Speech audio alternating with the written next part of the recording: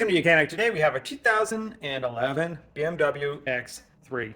This is the F25 chassis code type, and we have the engine of an N52T.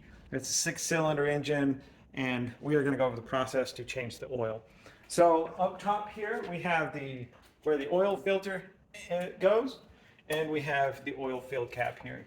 We're going to just open that up for fun so that we remember that we need to add oil in it. There is no dipstick on here. You have to measure the oil level from the instrument cluster by running the vehicle and following that procedure, and there is a video about doing that. And then this is where we gain access to the filter cartridge. So we undo this cap here and be able to change out the filter. And before we do that, we're going to go ahead and go down below where we undo the oil plug to drain the oil, and then we'll come back up and work on that part. All right, so back here to the very back of the engine, this is our drain plug for our engine oil that comes out of here. You would have a splash shield that's on here, bolted on here. And so if you can remove that and give you a little bit more access, I believe it did have a kind of a hole access, so you don't really have to remove it just to drain the oil. But this gives you the visual. So we've gone down below, we've got our stabilizer crossbar here, and then the engine oil drain plug right next to the back here where your transmission is. So we'll need a suitable oil container to hold our oil that drains out. This takes 6.9 quarts of oil, and so just want to make sure you got something to catch that. It's a size 17 millimeter is what you need to loosen this.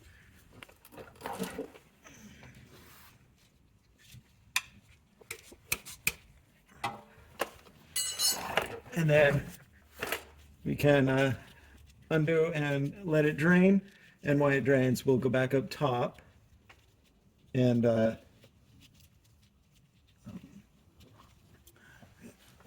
take care of the oil filter portion. And we also will replace this copper crush washer with a new one, so that it will make the proper seal.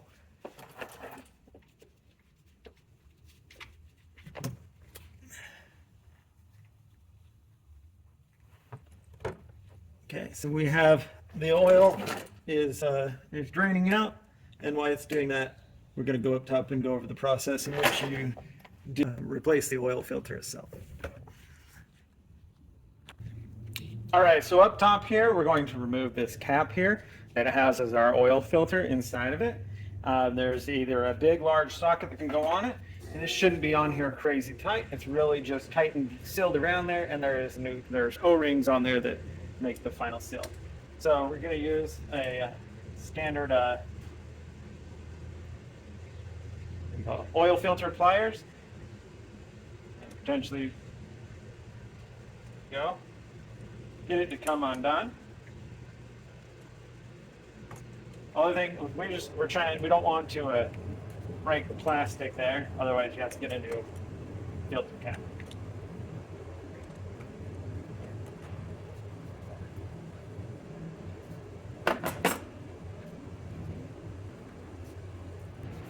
All right, so we spin that off.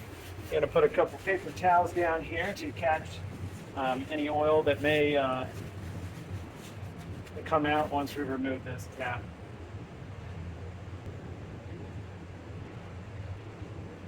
Right, so we have our oil filter and the housing right here. We're just going to pull out this filter element and be able to allow it to drain, and then we dispose. So your new oil filter is going to come with new O-rings, so we will remove these old ones, and you will always generally want to remove these and replace them because these do break down over time. And so we've got the one here and we got the one there.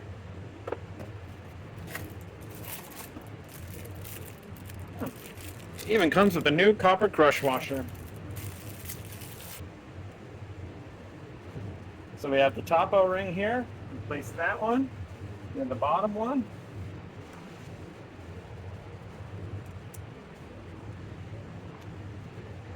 Make sure we bring it down into that channel there that is designed for it. Take our new filter and be able to just press it down until it is going to basically snap in there and hold it into place. And now we've replaced all this. It doesn't hurt to get a nice little bit of oil on the O-ring before you put it in, and so that it'll slide in there just fine. And now being able to put our filter cap or housing on here, and then we just tighten this up.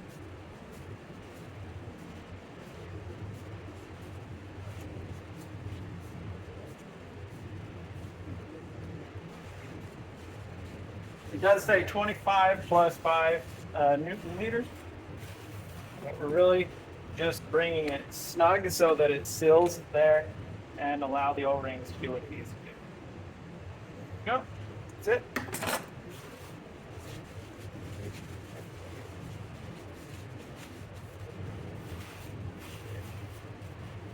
So that's all we got to do up here. Now we just got to go put the oil plug back in. Go ahead and change out our copper crush washer with the new one that was provided, or one from your stock. All right, so back down here below, we have our drain plug, and we have our new copper crush washer on there. Got just a few trickles coming out, which is good. And now going able to put our drain plug back in, and we tighten that up, and we got to tighten it to crush that washer.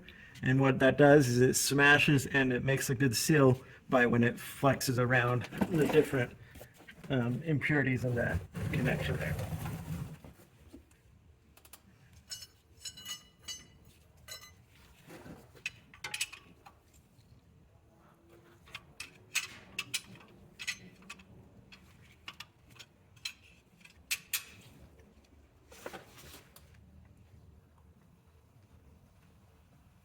So that's good and snug tight. Crush washer smashed down, and now go back up top and be able to where we add our engine oil. All right, so we are back up top. We've put our drain plug back in, tightened that up, and then oil filter has been changed. So now all we do is we need to add our oil. Whether you use a funnel or something like this, I like this, my preference. It does have some measurements on it, but it is just more that you can put oil in at a lot faster rate. Now this takes 6.9, 6.8 quarts of oil with the oil filter once you've started and ran the vehicle. So I'm going to top it with 6 quarts of oil, start it, run it, and then check it and see where that oil level is. And like I said, you do check this engine oil via the instrument cluster. You need the vehicle to be running and bring up to temperature, and then there's a process that it goes through and checks its oil level. And then depending on where your level is, then you would just be able to add more. We definitely never want to add too much, and then we would have to drain out some because too much oil will cause engine damage. So you add 6 quarts of the oil that you like, as long as it meets the spec of the BMW motors, what they recommend for it to be in there. And so that would be how you would change your engine oil on your 2011 BMW with the N52T motor, the 6-cylinder engine in it. Thanks for watching Mechanic, where you can be